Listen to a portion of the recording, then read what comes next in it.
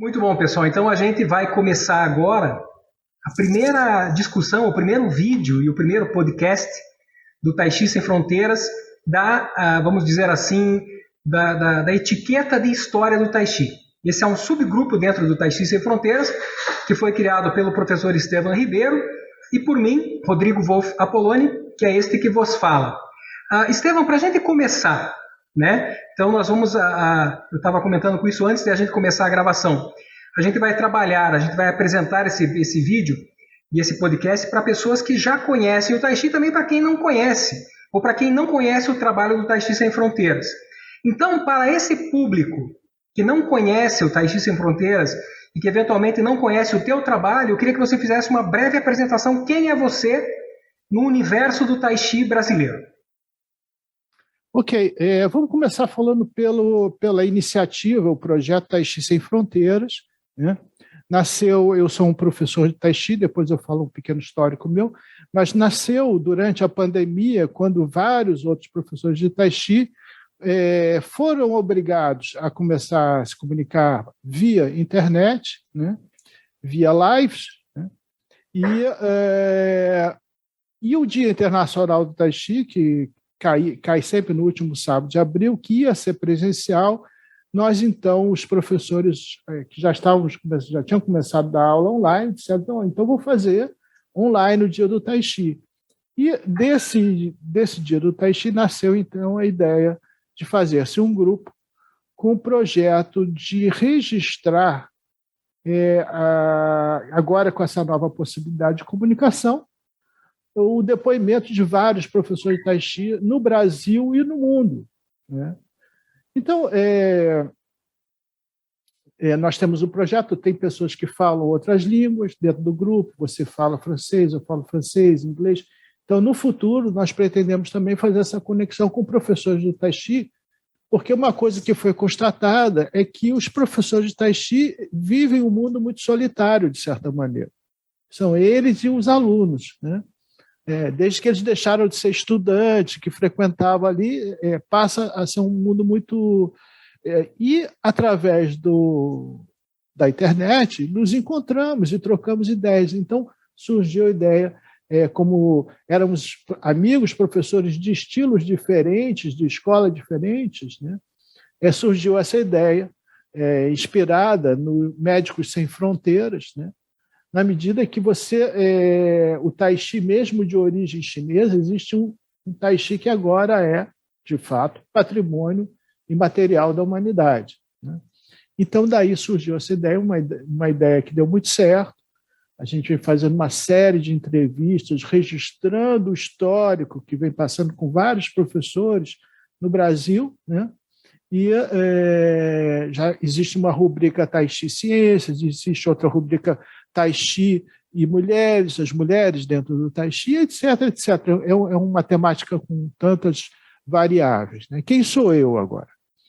Eu sou Estevam Ribeiro, formado professor de educação artística, e durante toda a minha formação em arte, eu comecei a fazer o Tai Chi em 1975. Então, de lá para cá, nunca parei e sempre olhei o Tai Chi como arte. Antes de fazer o Tai Chi, eu já tinha feito jiu-jitsu e capoeira. Então, quando eu entrei no Tai Chi, eu já tinha uma visão marcial, já sabia me defender, já sabia o que era levar um soco, o que era levar um chute, enfim, a realidade. Mas a minha procura no Tai Chi foi justamente, o que me encantou no Tai Chi foi a dimensão da paz, do pacífico, né? Mais especificamente, como você pode desenvolver uma arte marcial e, ao mesmo tempo, trabalhar a sua mente pacificamente. Isso não era uma coisa só do Tai Chi, isso é uma constante no Kung Fu chinês, pela própria definição de Wu, né? A palavra Wu é parar a lança, parar a violência, controlar a violência, né? Então, isso me fascinou e eu comecei, então, em 75, comecei pelo estilo Yang, trabalhei o estilo Yang muitos anos, 16 anos, quando eu fui morar em Los Angeles, atrás justamente de me dedicar mais ao Tai Chi, e fui atrás da minha mestra do estilo Yang tradicional, que eu já vinha do estilo Yang, fui dar um aperfeiçoamento, porque ela vinha da família de Fu Chongwan. Ela é discípula de Fu Chongwan, né? E uma pessoa muito low profile, muito discreta, mas de uma qualidade incrível. Então, fiquei lá um ano e, durante esse tempo lá em Los Angeles, em Chinatown, eu entrei em contato com o estilo Chen, que é o meu estilo principal atualmente, né? Entrei em contato também com outras facetas, outros estilos, como estilo Tai Chi Louva-a-Deus, que a gente não conhece aqui, que foi um estilo que se desenvolveu no Vietnã. Comecei a aprender Tai Chi Leque, vários estilos diferentes de Tai Chi Leque, isso dos anos 90 ainda, nem existia aqui no Brasil. Quando eu voltei para o Brasil, em 93, logo em seguida eu trabalhava como comissário de bordo e fui transferido para o baseamento em Hong Kong. E lá, então, entrei em contato com novos professores, além dessa minha professora de Los Angeles, que me apresentaram uma infinidade de coisas, entre elas o estilo Chen. E, como vocês devem imaginar, isso é uma vivência maravilhosa, você encontrar o estilo que você gosta, que na época era um estilo raro, que no Brasil não tinha ninguém, né? Então, já nos Estados Unidos era raro. A maioria era estilo Yang, estilo Wu, né? Esses dois eram os que apareciam. E, a partir de então, anos depois, ainda como comissário de bordo, eu conheci um professor em Amsterdã, fazendo estilo Chen, trocamos de ideias e ele estava convidando o professor dele, que é atualmente o meu mestre principal, mestre Chen Shaoan. E então começa a minha vida como, digamos assim, eu vinha treinando estilo Yang, estilo Chen paralelo para mim mesmo, não ensinava, e num determinado momento, então, com a presença do Chen Shaoan, eu mudo o meu Ru, né? Didaticamente começo a ensinar o estilo Chen tradicional aqui no Brasil, e que eu saiba, eu provavelmente sou o pioneiro. Também, em 98, o mestre Chen Shaoan, ele veio numa série, nós convidamos o mestre Chen Shaoan a vir ao Brasil para introduzir o estilo Chen tradicional, oficialmente, né? E eu e a minha ex-companheira nos tornamos os primeiros representantes da sua associação, né? A Chen Shaoan World Tai Chi Chuan Association, né? No Brasil. De lá para cá, eu já dei 5 cursos de formação de instrutores, formei instrutores, professores, né? E a ABEC, que é a nossa associação, né? A Associação Brasileira do Estilo Chen, está até hoje ativa, com a sua central no Jardim Botânico, Rio de Janeiro, que é onde eu dou aula, né? Mas temos filiais em Porto Alegre, em Brasília já surgiu o próprio Magno, já abriu uma outra linhagem dentro da escola do meu mestre. Então, enfim, eu sou um desses dinossauros do Tai Chi no Brasil e ainda ativo. Então, essa. E com relação ao Xing, eu também estudo e pesquiso o Xing desde 1983. Quando eu estava, na época, morando fora também, entrei em contato com o Xing. E quando fui morar em Los Angeles, nos anos 90, fiz um curso com o mestre taoísta Ni Huatin, que tem até uma universidade em Santa Mônica de estudos taoístas. Então, eu tive a chance de estudar com ele Xing. E de lá para cá eu venho dando consultas, venho trabalhando paralelamente. Eu trabalho mais com as artes plásticas e com o Tai Chi, profissionalmente falando, né? E o Xing eventualmente eu faço uma leitura, né? Mas sempre tem um trabalho com o Xing muito forte. Perfeito. Eu rapidamente vou fazer uma apresentação minha também, porque eu também faço parte do grupo, né? Evidente, eu não tenho essa trajetória de Tai Chi, mas eu acho que eu já tenho alguma trilha por aí, né? Meu nome, como vocês já sabem, é Rodrigo Wolff Apoloni. Eu, por formação, sou jornalista, eu trabalho como jornalista, sou professor universitário também e sou doutor em Sociologia pela Universidade Federal do Paraná. E atualmente estou fazendo um estágio de pós-doutoramento em História pela Universidade Federal de Campina Grande, na Paraíba, estudando arte marcial chinesa, né? Eu sou formado em Kung Fu e Tai Chi pelo Sistema Sino-Brasileiro, pelo grão-mestre Chan Kawei, né, recém-falecido, e estou nessa jornada há 35 anos, né? Ou seja, a gente está aí todos... eu não parei nenhuma semana de treinar nesses 35 anos. Então, a gente se diverte, né? E nos últimos 8 anos, eu montei a minha própria academia, né, de Tai Chi e de esgrima chinesa, Jianshu, chamada Centro-Ásia, que fica em Curitiba.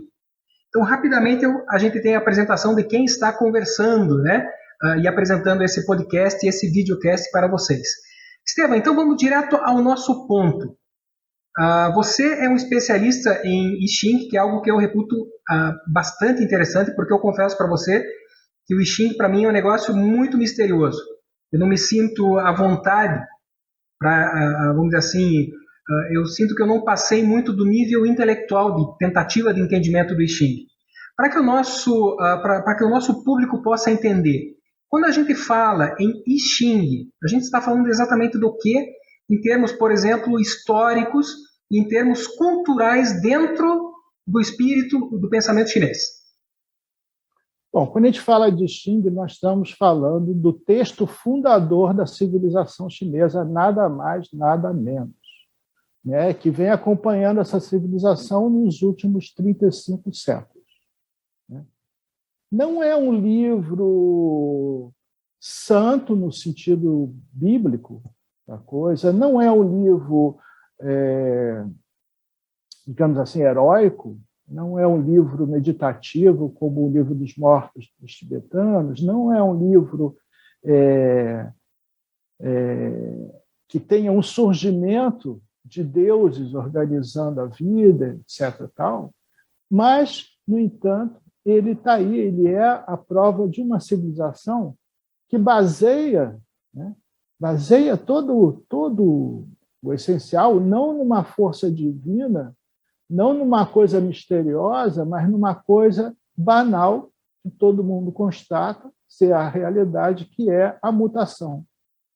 Ele se baseia no fato que tudo muda o tempo todo e é isso que não muda, o fato de que tudo muda o tempo todo. Então, esse é um livro que sofre ainda uma certa discriminação digamos assim, das castas intelectuais do Ocidente, né? No sentido de ser uma coisa supersticiosa, de uma época pré-lógica. E os próprios chineses, durante um tempo, também tiveram o Xing como sendo uma coisa supersticiosa do passado que deveria ser esquecida. Né? No entanto, a praticidade desse livro, enquanto manual de consulta estratégica, né, e também em termos de percepção da realidade no seu momento exato, né, e qual a estratégia você vai usar para isso, acabou fazendo que o I Ching se expandisse para muito além da China, né? Principalmente no final do século XIX, já entrando no século XX, até que o Jung faz, então, o prefácio da tradução do Wilhelm, né? E, então, o Xing cai nas graças, primeiro da geração hippie, né? E depois, então, ele vai chegando na geração yuppie.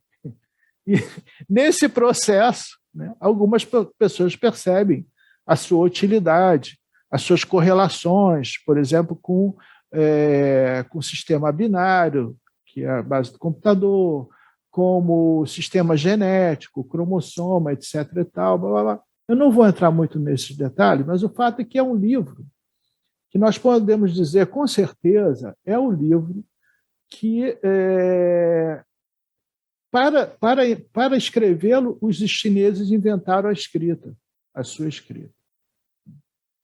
Perfeito. Isso é interessante porque, de fato, a gente percebe, pelo menos assim eu aprendi, que o I Ching ele nasce junto, a gente está falando lá em termos de dinastia Shang, talvez até dinastia Xia, quer dizer, são coisas para lá de 2000 anos antes da Era Comum, né? E que o I Ching ele nasce ao mesmo tempo em que nasce a escrita, né?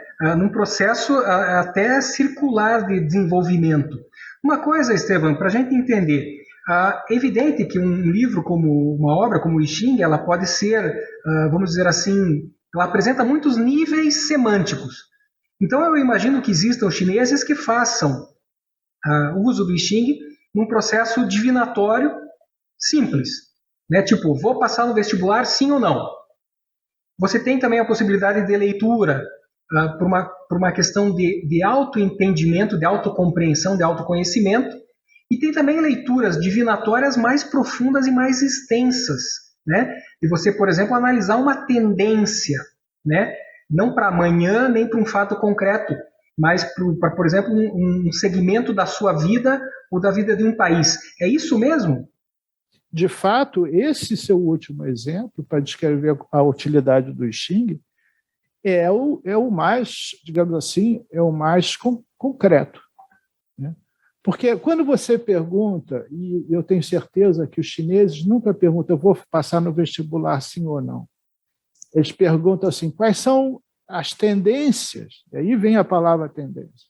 Quais são as tendências de eu passar no vestibular ou não passar no vestibular? Né?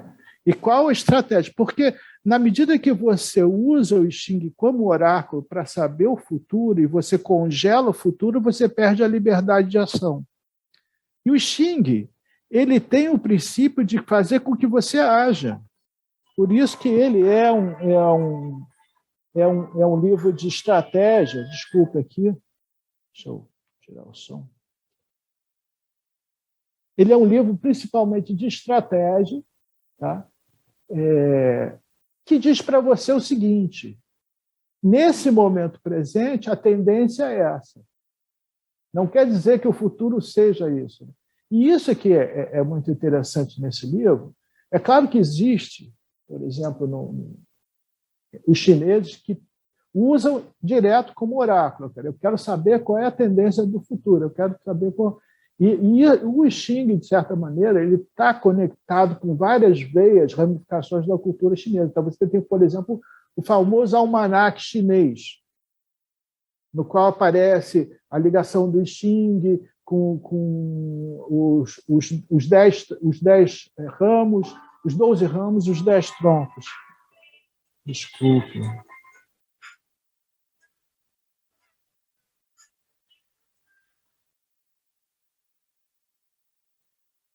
Desculpem.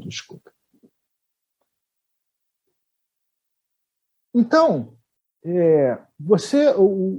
o I Ching está dentro da vida dos chineses, justamente pela sua antiguidade e as várias locais onde ele permeia. Né? Por exemplo, Feng Shui, a medicina chinesa, a culinária. Qualquer coisa que você entrar na área da cultura tradicional chinesa, que você for um pouco adiante, você vai esbarrar no I Ching. Perfeito. Estevam, antes de a gente entrar na relação entre I Ching e Tai Chi, uma pergunta que me ocorre aqui. A gente sabe que hoje em dia, nesse mundo digital e de aplicativos, de software, etc., existem possibilidades oraculares digitais. De você apertar o botãozinho lá e aparecer uma resposta, um hexagrama jovem, um velho, um mutante e assim por diante. Como é que você avalia esses I Chings digitais e como que você avalia o papel da pessoa, vamos dizer assim, do desvelador do Tai Chi, do I Ching, perdão, nesse processo? Você diz assim, o intérprete? A pessoa que, por exemplo, uma pessoa consulta e o intérprete vai ajudar ela na leitura do que é o papel que eu sempre faço. Né? Exatamente. Existe um princípio no I Ching que diz o seguinte, né? Eu acho importante, a gente tem um tempinho aqui, então eu vou ampliar assim, o entendimento, né, do que é o livro das mutações. Né? O livro das mutações, que nem o Tai Chi, ele nasce com uma legenda dourada, uma epopeia, que seria o primeiro imperador Fuxi, olha para o céu, olha para a terra, e percebe a relação do tempo e da mudança do tempo. Então, ele desenha, né, vários traços e faz uma ordem de 8 trigramas, 8 conjuntos de 3 tracinhos, cada um determinando yin ou yang. Né? Então, uma linha inteira é yang, uma linha dividida é yin. E você, depois, isso teria sido lá justamente nas 3 primeiras dinastias, depois, mais tarde, na passagem da Shang para Zhou, né, em mais ou menos 1100 a.C., surge o rei Wen. E vejam bem, não é uma pessoa que vai ter uma sacação, não, ele vai ser preso pelo sogro dele e vai ficar estudando o I Ching. Quer dizer, não é uma coisa divina que ele se iluminou, não, ele vai estudar o I Ching e vai, então, botar essas 3 linhas em cima da outra, vai aumentar o livro para 63. 8 vezes 8, 64. Você tem 64 situações tipo. Depois ele é liberto pelo filho dele, e é interessante a gente ver o nome desse rei. Esse rei era o rei Wen, e o filho que liberta ele é o rei Wu. Né? Então, Wan Wu, né? Esse Wen é o Wen de civilização, de escrita, né? E o Wu é o Wu de guerreiro. Então, o Wu vai libertar o Wen. Mas o Wu, como geralmente na civilização chinesa, ele só cumpre o militar, ele cumpre a função dele, em seguida ele some de cena, e ele morre. E aí o filho dele tem que ser educado. E então o tio dele, o Duque de Zhou, vai dar uma leitura especial para cada uma das linhas dos 64 hexagramas. Essa é, digamos assim, a história dourada do I Ching. Né? E como no Tai Chi você tem a história dourada, que, na verdade, é uma alegoria que acaba contando muito da verdade, de como a história se fez. Então, se a gente pegar um pouco, resumindo a história, essa dinastia Shang, que estava lá nos 1100 a.C., né, toda vez que eles iam tomar uma decisão, eles consultavam seus antepassados. Para consultar os antepassados, faziam sacrifícios, sacrificavam animais. Esses animais eram queimados, porque o fogo, a ideia do fogo como passagem do Qi. E aí vem uma ideia que é muito importante na civilização chinesa, a ideia do Qi. Né? Existe uma mensagem que vai e que volta através do Qi, e ela passa do visível para o invisível e do invisível para o visível através das rachaduras que ficam nos ossos depois que aquela carne é queimada. E então os adivinhos, os xamãs começam a interpretar essas rachaduras. Depois eles vão sofisticando, eles fazem, já preparam o osso para que a rachadura fique mais ou menos naquele lugar, não se espalhe pelo osso todo. Mais tarde eles vão sofisticando ainda mais, e aí eles passam para o casco de tartaruga. Os cascos de tartaruga passam a ser o padrão, né? E eles, então, do lado onde tem a rachadura, eles vão fazer pequenos sinais que vão ser os futuros ideogramas chineses. Alguns que permanecem até os dias de hoje tal qual. Né? Nos anos 70 teve uma enchente lá na China, eles descobriram um barranco que caiu, descobriram, digamos, um arquivo com vários cascos de tartaruga, com textos que eles foram conferir, a frase, às vezes uma frase inteira, tal qual o I Ching hoje em dia. Né? Então, o I Ching ele foi se desenvolvendo junto com a cultura chinesa, principalmente primeiro, como um meio de comunicação entre você e os seus antepassados. Então, a priori, uma comunicação entre o visível e o invisível. É claro, você quer que os seus antepassados te respondam, você quer ter aquela leitura. Né?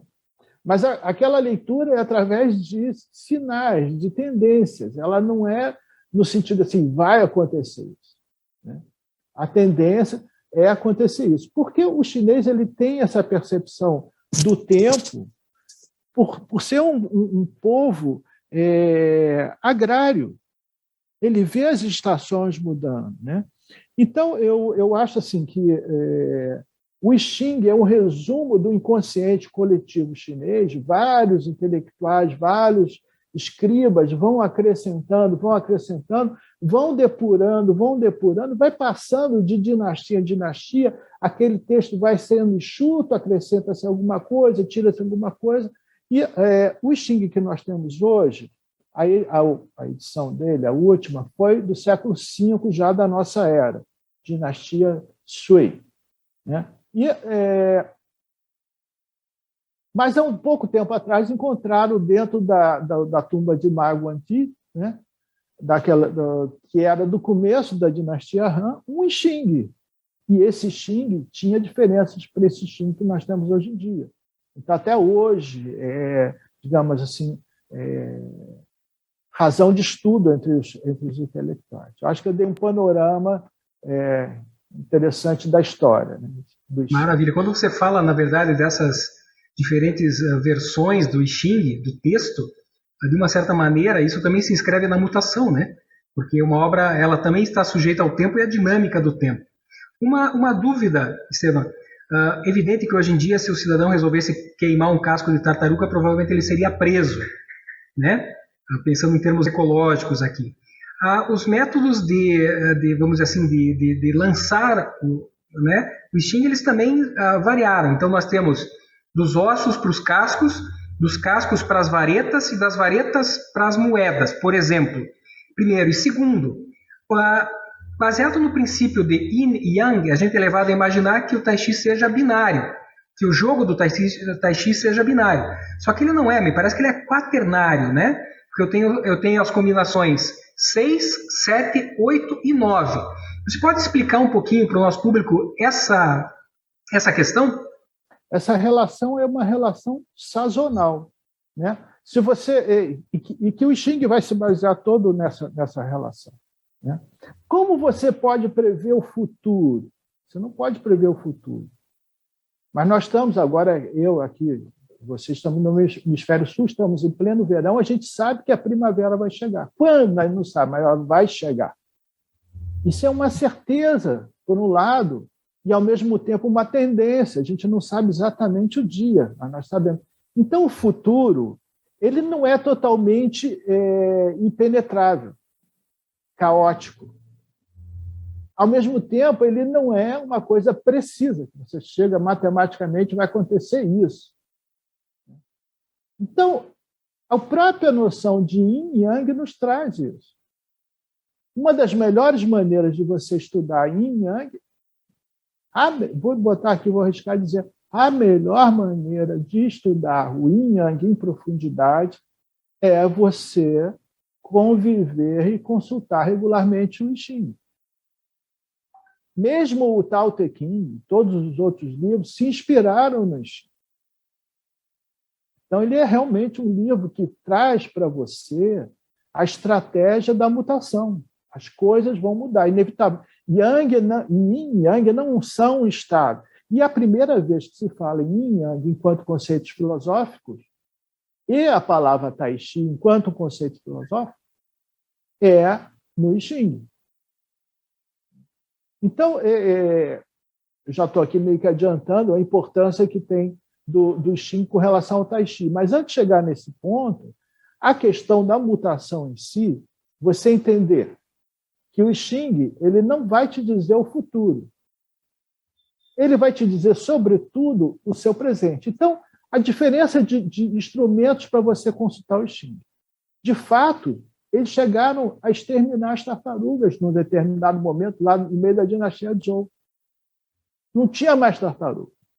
E aí veio a sacação, que muita gente fala assim, uma coisa que ninguém sabe quem foi o cara que teve a ideia, mas foi uma coisa genial, porque os caules que fazem milefólios, né, você encontrava na beira da estrada, ou seja, era uma coisa que todo mundo poderia. Claro que não era todo mundo que consultava o I Ching, era uma casta especial, mas era De certa maneira, houve uma democratização na passagem da tartaruga para os caules.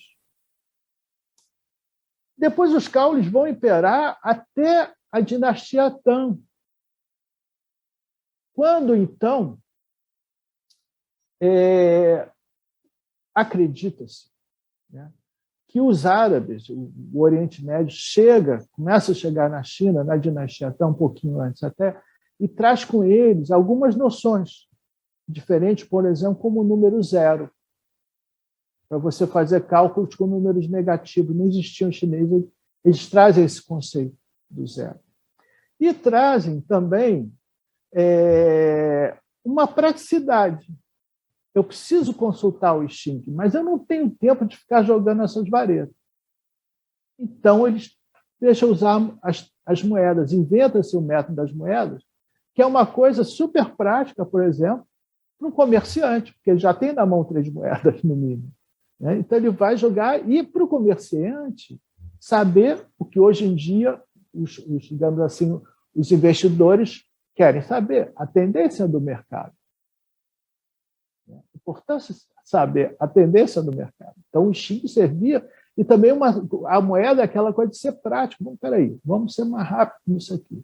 Acontece que aí, nessa passagem, o Xing perde um dos seus refinamentos, e até hoje tem muita gente que joga com vareta, que é justamente o tempo. Quanto mais tempo você investir na sua consulta, mais acurada vai ser a sua resposta. Porque você, isso eu gosto sempre de dizer para as pessoas que vêm consultar o Xing, quem pergunta é quem responde. O Xing é um livro que está ali, ele não vai te responder nada, ele não existe como entidade. As pessoas falam, os espíritos do Xing vão me iluminar. Não, os seus espíritos, o Xing, inclusive, diz o seguinte, o homem superior está dentro de você. Você tem que achar o seu homem superior. Esse é o espírito que vai te iluminar. Então, isso é uma coisa muito interessante no Xing, porque ele não deixa você abrir mão da sua responsabilidade perante a situação. Você tem que se envolver com a mutação. Perfeito. Para o nosso público entender, né? Por exemplo, jogando as moedas, a gente falou em 3 moedas, né? Porque para quem não conhece o Xing, o básico seria cara-coroa, vamos supor cara linha reta, coroa linha dividida. E aí, jogando 6 vezes, eu teria ali o hexagrama. Só que os chineses, eles jogam 3 moedas para formar uma linha, sendo que cara ou coroa possui um valor 2 e o seu oposto o valor 3. Então, cara 2, coroa 3, o cara 3, coroa 2. E jogando essas 3 moedas, você vai ter valores que variam de 6 a 9. 6, 7, 8 e 9. Então, eu tenho que jogar 6 vezes as 3 moedas, né, para ter esse resultado. 6, 7, 8 e 9. Isso vai me dar, vamos dizer assim, hexagramas jovens ou hexagramas mutantes. Que seria assim, a relação de presente e futuro. Estevam, é isso mesmo? Seria a relação de presente e presente. Seria a relação de presente no sentido que, por exemplo, vamos ver aqui agora, nesse momento que nós estamos, mais ou menos 6 horas da tarde, é o que a gente chama de jovem yin. Por quê? Porque a noite está entrando, está começando a anoitecer, ainda tem um pouco de dia. Quando for meia-noite, é velho yin. Você foi no máximo do yin. Quando começa a madrugada, de meia-noite às 6 da manhã, você tem o jovem yang. E de 6 da manhã a meio-dia, você tem o processo que vai te levar ao velho yang. E aí tudo muda. E é interessante observar, quando a gente está jogando as moedas, né, que você só tem essas opções, né? 6, 7, 8 e 9, como somatória entre 2 e 3 em 3 moedas. Você só tem essas opções. E, justamente, quando você tira todas as faces iguais, você vai ter os 2 extremos, que é 9 e 6. 7 e 8 ficam no meio. Então, quando você tira 9 e 6, você está numa situação extrema. E, por isso, ela é uma linha mutante. Ela não vai sustentar. É como se fosse meio-dia, como se fosse meia-noite. Dali, yin troca por yang e yang troca por yin. Enquanto no jovem yin, né, o yin está crescendo, e no jovem yang, o yang está crescendo. Perfeito. Estevão, vamos fazer agora, vamos dar um salto de alguns séculos. A gente vai chegar no final do século XVIII, início do século XIX, que é quando aquilo que a gente conhece como Tai Chi Chuan, ele passa a se configurar de uma forma mais institucionalizada. É evidente que o Tai Chi ele contém componentes mais antigos, bem mais antigos, alguns deles, só que a configuração do Tai Chi surge, tal como a gente começa a perceber como algo próximo ao que existe hoje, no final do século XVIII e ao longo do século XIX e das primeiras décadas do século XX. Muito bem, o Tai Chi, inclusive, ele é um dos filhos mais jovens da arte marcial chinesa. Qual é a relação do Tai Chi com o I Ching, que é um dos valores mais arcaicos da cultura chinesa? O Tai Chi é a arte do Yin e Yang, né? A própria palavra define isso, né? E, conforme eu falei, a melhor maneira de você entender Yin e Yang é você conviver, praticar, frequentar o I Ching. A relação é essa, porque enquanto o I Ching está te mostrando uma tendência, né, no Tai Chi você está vivendo essa tendência. Então, por exemplo, eu vou dar um exemplo de um movimento que todo mundo conhece, que é a energia Pan, que é a energia de expandir, né? Então, você tem expandir no Tai Chi, você tem recolher. Então, isso acontece no Tai Chi o tempo todo. Yang Yin, Yang Yin, Yang Yin. Isso acontece o tempo todo. Quando você está chegando no Yang, um dos grandes sacações do Tai Chi é justamente saber quando mudar de Yin para Yang e Yang para Yin. De fato, aí reside toda a estratégia que você vê exemplificada no Tui Shou. Você empurrou, né? Chegou no extremo Yang, você tem que voltar, Yin. E o momento delicado disso tudo é essa mudançazinha.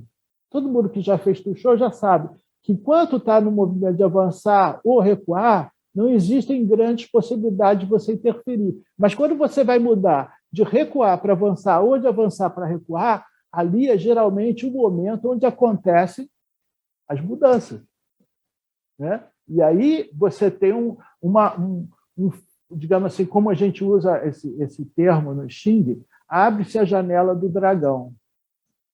Ou seja, a sua percepção é como se abrisse ali e disse, olha, aqui agora tem essas chances assim, de você fazer isso. Aí quando passou aquele momento, pum, fechou.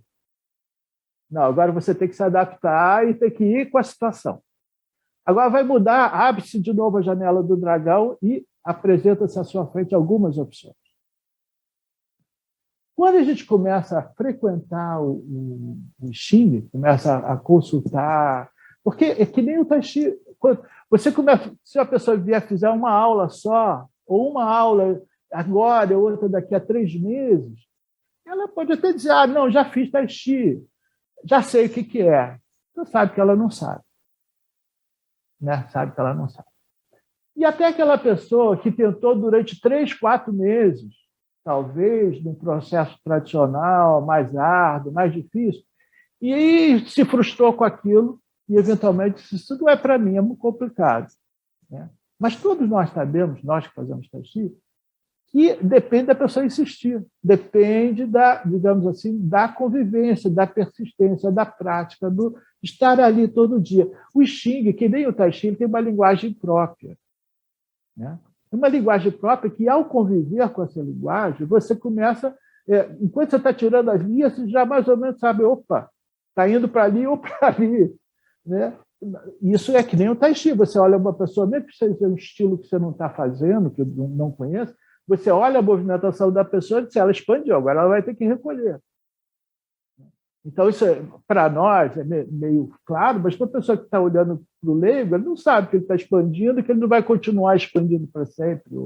Né? A gente já vê uma lógica, um referencial dentro da arte do Tai Chi. Mas o principal, que eu acho assim, mais interessante, não é simplesmente entender o Yin e Yang ou a mutação em si. O Xing ajuda você a psicologicamente se adaptar às mudanças da situação. E, obviamente, quando está tudo bem na nossa vida, você não precisa consultar o Xing. Quando as coisas começam a ficar complicadas, você vai perguntar o quê? Você vai perguntar o mundo invisível. O que é o mundo invisível? É aquele você, tá? Que tem uma visão um pouquinho maior do que o seu consciente. A psicologia já fala que o subconsciente ele é bem mais amplo em quantidade de data, de memórias, de informações, do que o consciente consegue, de fato, acessar. O I Ching, ele te propõe uma música na qual você vai escutar uma sereia cantando no seu ouvido. Olha, quem sabe por ali? Quem sabe? Quem sabe essa situação que você está achando tão desesperadora? Né? Essa é a minha experiência através dos anos. Sempre que eu jogo numa situação difícil de vida, numa situação de problema, né, ele sempre me foi super preciso. Quando a minha vida está boa e eu jogo para só cultivar a convivência, ele fica, eu vou ler e às vezes não fica tão claro. Mas quando o problema é grande, e isso os meus alunos que fazem aula de pacote comigo sabem muito bem, quando o problema é grande, a gente lê em grupo. Então as pessoas compartilham, obviamente, porque querem, né? Olha, gente, eu estou com esse problema, estou perguntando isso aqui. E é engraçado que todo mundo começa a rir, porque quando vem a resposta, vem precisa, de uma maneira tal, que às vezes a gente fica assim, não, espera aí, tem alguma coisa aí mágica, né? Porque não é possível responder com essa precisão, com essa... Mas eu acho que, para quem faz Tai Chi, precisa ler o Xing? Não precisa. Tá? Mas se você convive com o Xing, o seu Tai Chi ganha uma outra dimensão. Com certeza. Quando você estava falando, estava me ocorrendo o seguinte, que entre a expansão inicial, que seria ali o Shao, né, e o final da expansão, quer dizer, pós-Tai, chegando em Lao, né, quer dizer, o começo da retração, entre o início da ação e o final da recepção, vamos dizer assim, pela lógica do I Ching, eu tenho 64 possibilidades de movimento e de resposta, né? Mas é claro que essas 64 configurações, elas apenas são um número que os chineses deram para dizer, olha, são infinitas as possibilidades, né? Até porque os chineses consideram, como é que é? São os 4 pontos cardeais, os 4 pontos colaterais e em cima e embaixo. Então são 10. 10 vezes 64, né? Seria mais ou menos essa a lógica? Porque você vai ter as linhas mutantes, né? Com cada uma delas dando mais uma possibilidade. É um pouco isso, né? A gente acha que chegar a 64 situações, veja bem, no começo, quando a gente olha os cascos de tartarugas antigos, né? Às vezes eles tinham quás, né? Quás, vamos falar, é uma pilha de coisas. Quá, né? Pode ser trigrama, como pode ser hexagrama. Às vezes eles tinham 8, 10 linhas, né? E, num determinado momento, chegaram à conclusão que 64 resumiria. Não era pouco, nem era muito. E a gente se pergunta, mas, coincidentemente, 64 é o número de cromossomas que nós temos. Né? Então, vem sempre essa inevitável correlação que a gente faz com coisas que a gente conhece, né? E, ao mesmo tempo, você diz, poxa, os caras eles não estavam... não foi uma pessoa que decidiu isso. Né? Foram várias pessoas que decidiram isso. Então, uma situação tipo, ela tem dentro dela germinado as outras 63 situações, como potencial. Então, no Tai Chi, no Tai Chi, quando você está fazendo, você não intelectualiza. Você deixa o seu Qi e a sua escuta, a sua percepção fluir. Né? A intelectualização do Tai Chi é feita quando você geralmente está estudando. Mas quando você está praticando, você vive o Tai Chi, né? Você vive a mutação. E nesse momento é como se você estivesse lendo o I Ching. Né? Agora, toda a informação intelectual do Xing consiste sempre, e isso eu quero deixar bem claro aqui, que o Xing ele tem sendo o grande livro do Yin e do Yang, ele tem uma tendência para o Yin. Fez-se o cálculo que, se você jogar com as varetas, todas as possibilidades de varetas, 75% das linhas mutantes vão ser Yang, ou seja, elas vão trocar para Yin. E eles falam assim, isso não é por um acaso. O Xing, ele, na maioria dos hexagramas, ele vai te propor uma estratégia Yin. Por quê? Porque a estratégia Yang, que seria responder de imediato, é instintiva. Todo ser humano tem. Você pisa no calo de uma pessoa, seja um homem, seja uma mulher, ela vai responder Yang. Já a resposta Yin, a estratégia Yin, exige reflexão, contenção, persistência, escuta, todas qualidades Yin. Então, o Xing, raramente ele tem um hexagrama que te diga assim, pois eu vou dar um exemplo, o hexagrama morder. Esse é o hexagrama Yang. Ele está dizendo, agora não adianta você tentar mais negociar nada, agora você tem que partir para a decisão. Esse é um hexagrama que é uma minoria dentro do Xing. Na maior parte das vezes, mesmo muito a contragosto nosso, ele vai dizer para você, se põe as barbas de molho, segura, não faz, não toma iniciativa. Aconselhe-se com pessoas mais influentes, ou pessoas mais velhas, ou pessoas mais inteligentes. Junte-se a amigos para decidir as coisas. Então, isso é uma coisa muito interessante, porque o Tai Chi também é uma arte marcial cujo grande trunfo se baseia nas estratégias Yin. Né? Sim. Então, eu acho que essa é uma outra ligação que eu acho fenomenal. Com certeza. Esteban, você falou no começo da nossa conversa sobre a legenda dourada, né? Que envolve tanto o I Ching quanto outros elementos da cultura chinesa, inclusive as artes marciais. Mas a gente sabe que muitas vezes, especialmente a partir ali de meados do declínio da dinastia Ming, que é quando começa a surgir a arte marcial como a gente a conhece hoje, que você tinha primeiro o surgimento do corpo, vamos dizer assim, das práticas corporais de defesa, ataque e de, vamos dizer assim, até de condicionamento físico. Né, naquelas milícias das pequenas vilas, nos grupos de bandidos, nos grupos monásticos e assim por diante. Quando a gente fala do Tai Chi Chuan, inclusive em termos doutrinários, e até da relação do Tai Chi com o I Ching, a impressão que a gente tem, talvez, e não é uma impressão, na verdade é uma realidade, é que essa prática corporal, ela recebeu uma espécie de camada de laca, vamos dizer assim, da intelectualidade, né? Então, aquele corpo, e aí a gente volta para o exemplo que você trouxe agora há pouco, né? Aquele corpo Yang, de repente parece que ele recebeu uma leitura e um discurso Yin. Essa seria uma relação? Como é que você vê isso, à luz do I Ching, por exemplo? Primeiro, como uma coisa que vem... o entendimento, por exemplo, eu sou uma pessoa que acredita que o criador do Tai Chi seja Shen Wenqing.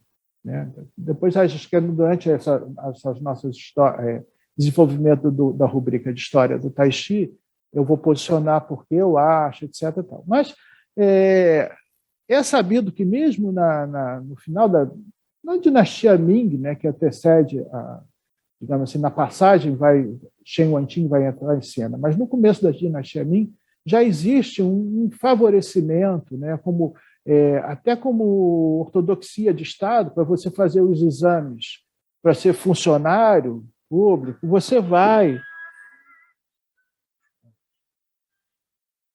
Para ser funcionário público, você vai ter que saber os clássicos para fazer o vestibular, digamos assim. E entre os clássicos estava o I Ching. Então, como o Shen Wenqing foi um funcionário público, né, ele provavelmente, digamos que ele não fosse um expert, mas ele teve que ler o I Ching. Então, ele entrou no contato. Eu não vou dizer que ele fez a arte pensando no I Ching, né? Mas, com certeza, a convivência com o Xing, o saber o texto do Xing de cor, que era uma coisa que eles tinham que saber, como também os livros de Confúcio, etc. Tudo isso faz uma facilitação naquela arte que vai surgir, né? Talvez ainda com apenas germes, né? Que os intelectuais do final do século XIX, começo do século XX, vou pegar isso e vão botar para cima. Da mesma maneira que os intelectuais neoconfucionistas na dinastia Sун pegam o Xing e dão um up nele como sustentáculo para fazer uma resposta aos budistas, por exemplo, né? Mas aí a gente não vai entrar nesse assunto agora. Mas eu acho que o Tai Chi, esse acoplamento do Tai Chi enquanto teoria do Xing, desde o começo, digamos assim, o corpo do Tai Chi, digamos que muita gente acha que o Tai Chi não tinha esse nome, mas vamos falar então a arte marcial dos Chen. A arte marcial dos Chen, já desde o princípio, implementa a ideia do relaxar, vencer o duro, ou seja, do acoplamento do Yin Yang. E a ideia da espiral, de usar isso como princípio de alavanca, que também não é uma coisa que era só deles, já existia isso no Shaolin. Mas eles vão pegar isso e vão se especializar nisso, e vão fazer disso uma arte marcial que, vamos usar esse termo, especialista em usar o mínimo de força para o máximo de resultado, que é o ideal de todas as artes marciais, obviamente, mas usando um método que permeou os séculos e foi se desenvolvendo e que deu, digamos assim, deu insumo para que os intelectuais do século XIX e século XX criassem toda uma teoria que vai, então, abraçar o Tai Chi. Eu tenho a impressão de que, especialmente a partir de 49 e com a transplantação da arte marcial chinesa, inclusive do Tai Chi para o Ocidente, essa sutileza doutrinária se perdeu, né? Eu tenho a impressão de que hoje o pessoal está jogando moeda de cara e coroa, está jogando Xing na base do cara e coroa, em vez de saber em profundidade. Como é que você avalia esse momento da arte marcial chinesa, inclusive do Tai Chi, especialmente do Tai Chi, em relação à doutrina? Que tipo de Xing a gente está jogando no nosso Tai Chi hoje? Vou falar mais do Tai Chi mesmo, porque as outras artes marciais tem o Paquá também, que é uma arte que eu pratico, né? Bom, depois da Revolução Cultural, mesmo antes da Revolução Cultural, sempre houve um esforço tremendo, né, em pegar toda a parte da carga intelectual, das correlações históricas da China e tentar discernir o que é superstição, o que pode ser pragmaticamente comprovado, o que pode ser realizado. Houve, conforme você ilustrou muito bem no seu livro, todos os interesses políticos desde o começo, desde durante o Império mesmo, o final do Império, República e Mao Tse-tung, Revolução Cultural, Renascimento da China, em todos esses momentos o Tai Chi, né, ele serviu para isso e para aquilo, né? Mas houve o que se chama, como fenômeno mais recente, que foi chamado por um escritor como a febre do Qigong, que acabou deixando o governo chinês, que já estava querendo fazer esse trabalho de reduzir o máximo para que uma arte muito sofisticada se tornasse popular. Esse é um movimento desde o começo da República, mas só que a arte em si, ela abraça, quer dizer, culturalmente, vários aspectos complexos da cultura chinesa, e o Tai Chi, como o Paquá também, abraçam, as artes internas, em geral, abraçam muito essa teoria. Então, é fato que dentro da China existe realmente um isolamento. As pessoas não... Quem faz Tai Chi não faz a mínima ideia do que seja o Xing, por exemplo. E pessoas que fazem Paquá também não fazem a mínima ideia. Ouviram falar na apresentação ali do professor na primeira aula, depois o resto vai ser o movimento físico, né? O movimento físico. Então, a relação disso com o outro, não, isso é superstição, é coisa do passado, não precisa aprender. Esse, aliás, foi das minhas grandes frustrações na minha procura por um professor de Paquá. Eu passei por vários professores de Paquá que nenhum deles sabia me ensinar o movimento relacionado ao livro das mutações. E os cursos que eu fazia com experts das mutações também não tinham nenhum movimento. Quando é o ideal dentro da cultura chinesa, você juntar a mente, o intelecto, o conhecimento, a cultura, a sua movimentação, porque esse é o conteúdo cultural do seu movimento. Senão vai fazer só defesa pessoal, ou vai fazer MMA, não é isso. Você quer um exercício completo, um exercício que acompanha. Mas o governo chinês não apoia muito isso, não. Então, especialmente depois da febre do Qigong, que começou a coisa meio que sair do controle, hoje em dia nós temos assim até o Qigong dos 5 animais, né? A coisa é bem quase que mecânica, né? Não tem a gente pode dizer o espírito, né? O espírito sobrevive não por cultivo, mas por teimosia, né? O chinês ele mantém aquilo, né? Mesmo que ele não, você olha o chinês fazendo um pacoá, mesmo que ele não tenha aquilo, está no inconsciente coletivo dele. Porque para onde ele olhar, vai ter 8 trigramas. Se não tiverem linhazinhas, vão estar escritos ideogramas. Então, isso vai estar na culinária, vai estar no... Então, se ele quiser, ele pode estudar, né? Mas ele não vai ter isso de mão beijada, né? Dentro dos treinos de Tai Chi ou de Paquá, né? De artes internas.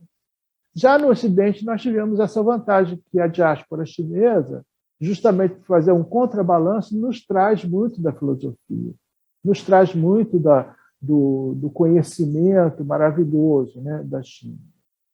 Eu acho que,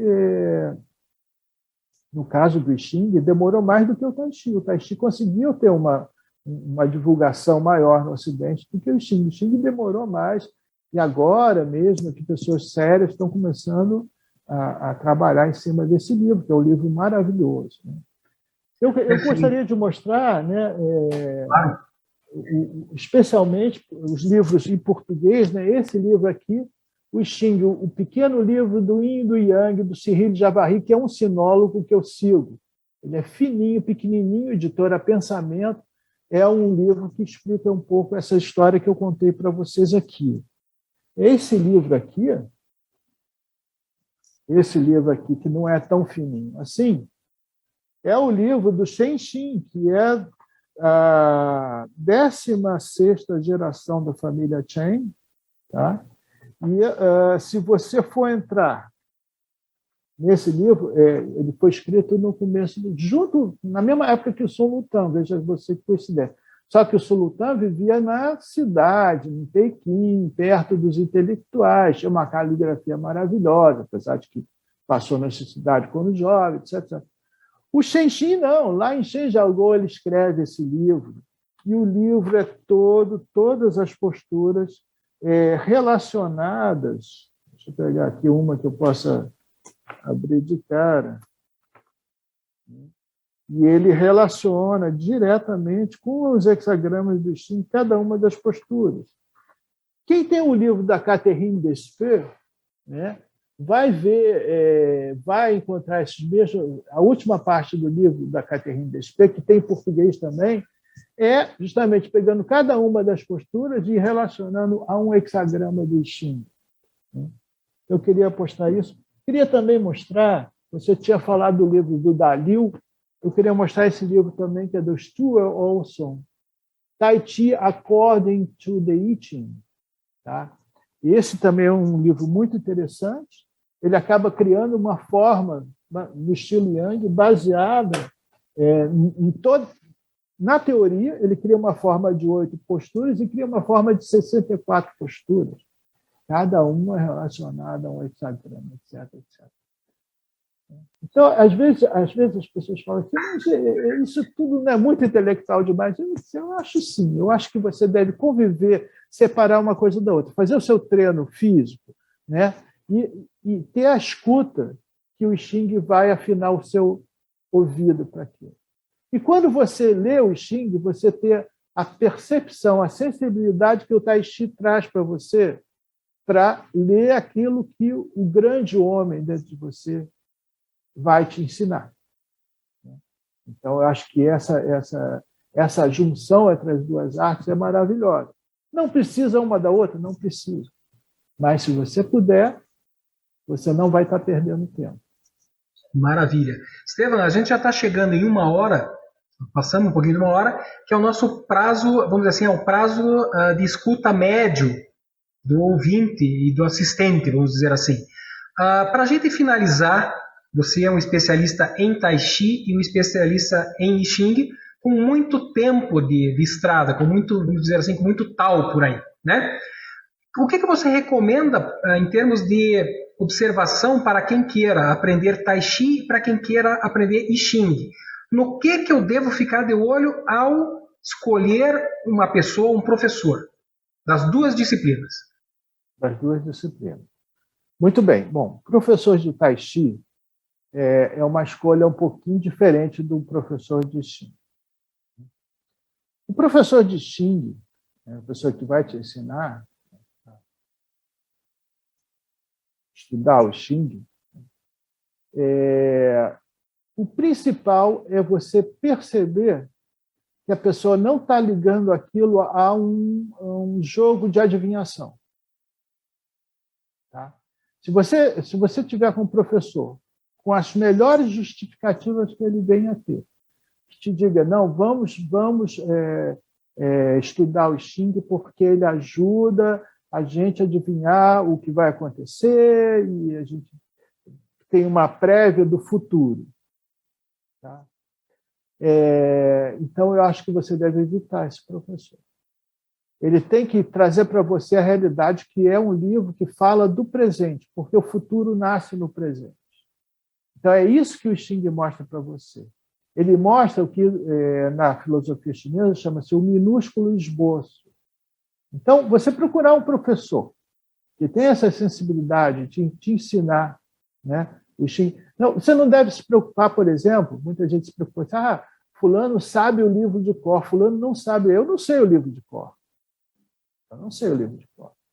E mesmo sabendo, quando eu sei qual é o hexagrama que a pessoa tirou, ou que eu tirei, que eu já li 300 vezes, eu vou ler de novo. Porque a ideia da mutação é de que tudo muda o tempo todo. Você mesmo já mudou daquele que você era quando você leu anteontem aquele mesmo texto. Segunda coisa, o I Ching é um livro que foi escrito. Muita gente fala, a partir da própria cultura da lenda, né?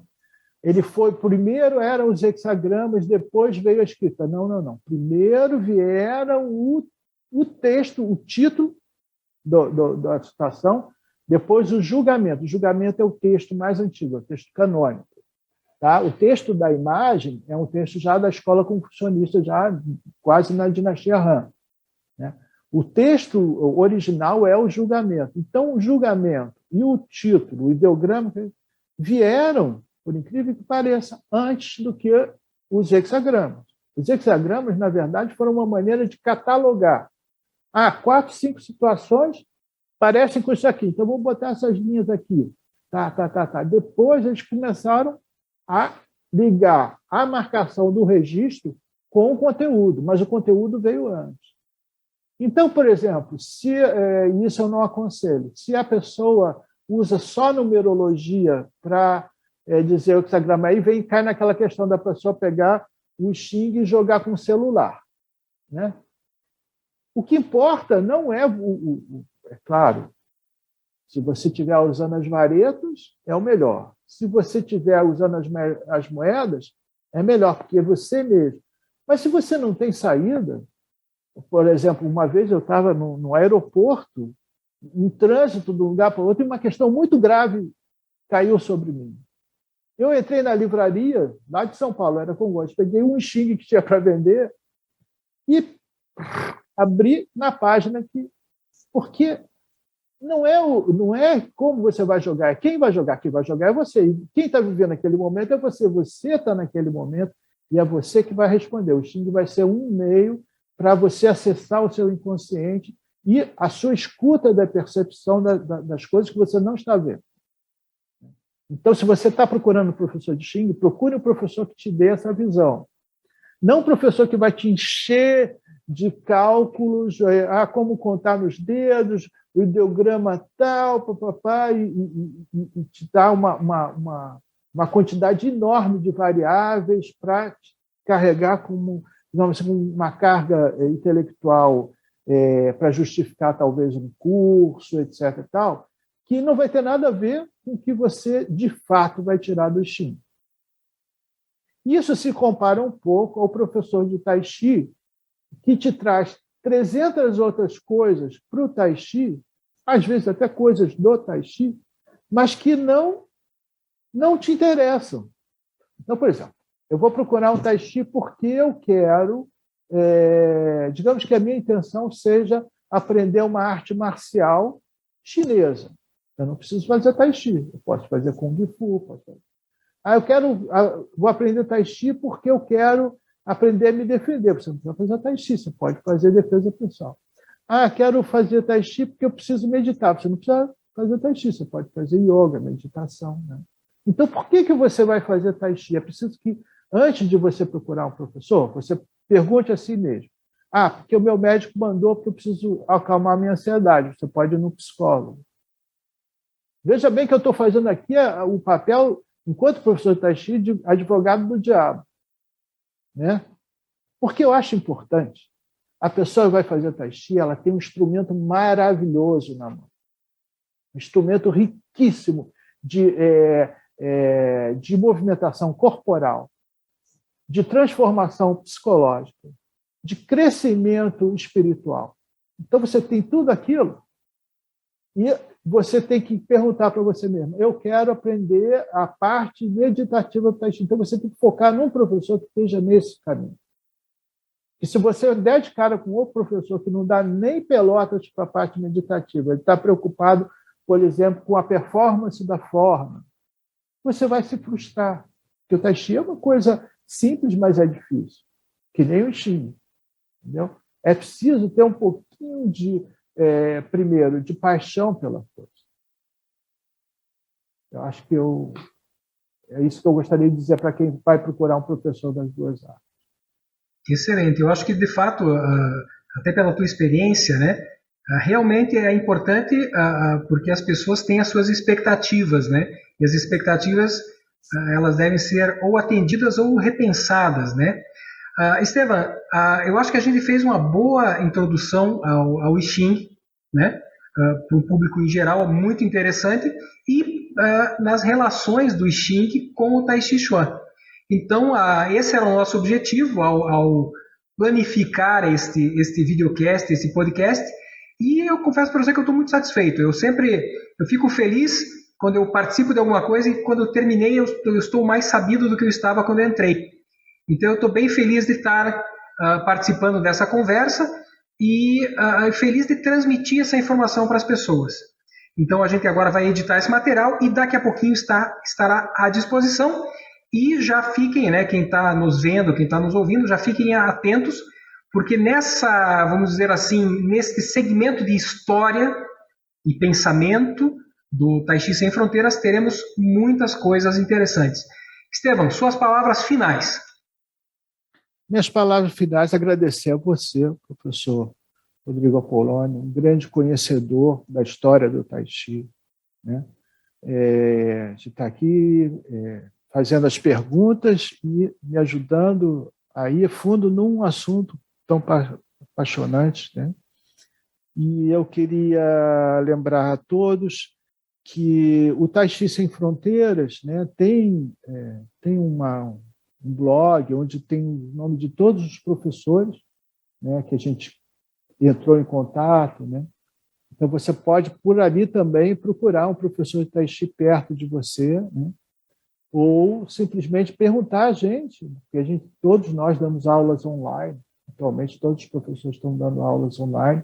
Qualquer professor do grupo, né, do Tai Chi Sem Fronteiras são todos super professores super capazes, super competentes e que vão te dar assim uma iniciação no Tai Chi maravilhosa.